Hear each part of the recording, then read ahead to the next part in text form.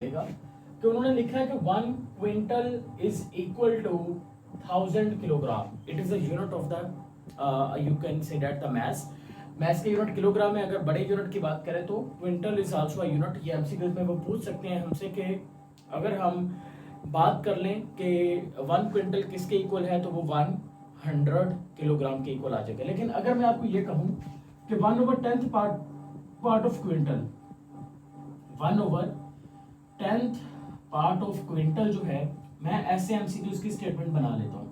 Quintal, ये मेरे MCQs की स्टेटमेंट है. मैंने 1 क्विंटल नहीं पूछा. अब जैसे ही बच्चा देखेगा यहाँ पर, जैसा कि अगर हम स्टूडेंट्स में क्या प्रॉब्लम रहता है कि जल्दबाजी बहुत करते हैं. जो चीज़ आ रही होती है ना, बड़ी खुशी होती है हमें लगाने का, टिक लगाएं और घर में जाएं और जाके बताएं मम्मी मम्मी मेरा ठीक हो गया. जब रिजल्ट आएगा तो रिजल्ट के बाद पता चलता है कि मम्मी मैंने तो ठीक किया था बट टीचर ने गलत कर दिया. टीचर ने गलत नहीं किया, बगलो तुमने खुद उसको चेक ही नहीं किया अच्छे से. लेट्स सपोज दैट तुम क्वांटल पढ़ के quintal is equal to 100 kilogram.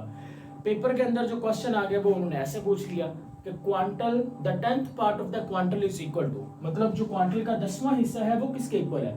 अब आप सोचो जरा कि एक क्वांटल जो है, एक क्वांटल वो किसके इक्वल है. 1 quintal is equal to 100 kilogram.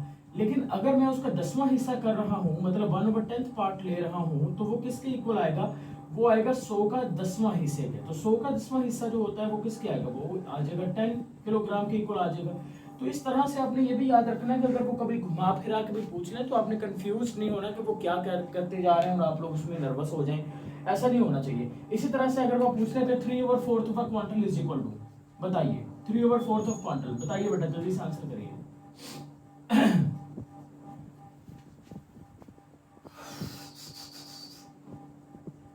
हाँ जी,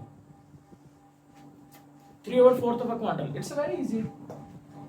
3/4 ऑफ क्वांटल जो है वो हमने फाइंड करना है ना.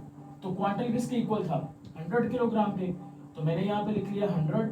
इसको डिवाइड कर दो, 2 2s are 4, 250 times and 2 1s are and 2 25 को 3 से मल्टीप्लाई कर दो, इट्स 75 किलोग्राम. ठीक हो गया, क्लियर है बच्चा. तो इस तरह से अगर एमसीक्यूज में पूछ भी लें तो आपने घबराना नहीं है. आपने एग्जामिनर को चुनौती देनी है. आपने कहना है if you think you are bad then I am your, yes